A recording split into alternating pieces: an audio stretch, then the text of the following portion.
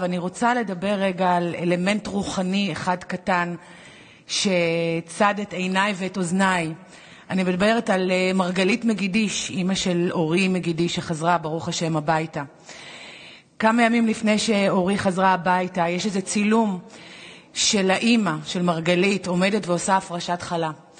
ובזמן שהיא עושה את הפרשת החלה, היא מתפללת לקדוש ברוך הוא ומבקשת ממנו את הרחמים, את העזרה, מבקשת ממנו להחזיר את הילדה הביתה, שזה דבר שהאוזן שגורה אליו והעין שגורה אליו, זה נראה טבעי, זה נראה הגיוני, הרבה אנשים מתפללים בזמן הזה, אבל במהלך התפילה הזו שהייתה ספונטנית לחלוטין, היא פתאום אמרה בתוך הדמעות, בתוך הצער האימתני שאין לו סוף, בתוך המתח הנפשי, הילדה שלה בעזה, הילדה שלה בידיים של חמאס.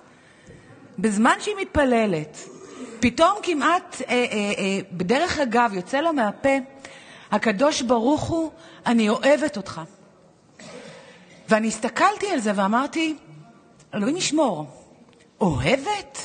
ברגע הזה את אומרת לקדוש, מתוך הנשמה, מהקיש כזה יצא לה עם דמעות, אני אוהבת אותך, הילדה שלך בעזה, אצל החמאס. אני לא הצלחתי להקל את זה. ומאז אני לא מפסיקה לחשוב על זה. עכשיו אני יודעת שלהרבה אנשים זה נראה כמו משהו מאוד פרימיטיבי, לא מורכב, פשוט, לא מתוחכם, וודו ממבו ג'מבו של אישה שלא קולטת איפה היא נמצאת. אני רוצה לומר שברגע שהיא אמרה את זה, קינאתי בדרגת האמונה הבלתי נתפסת שלה.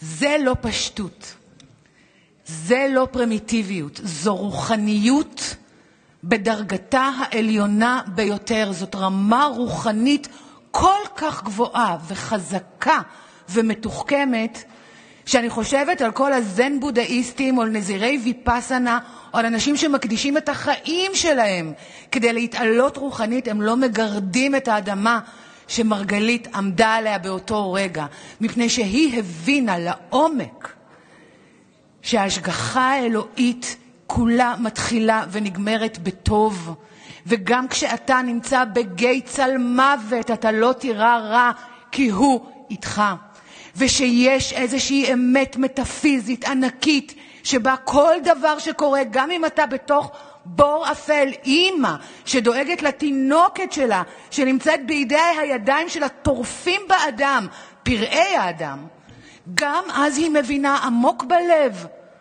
שהקדוש ברוך הוא עושה משהו שהוא לטובת איזה עניין כללי שכרגע בעיני הבשר שלה היא לא מצליחה לראות.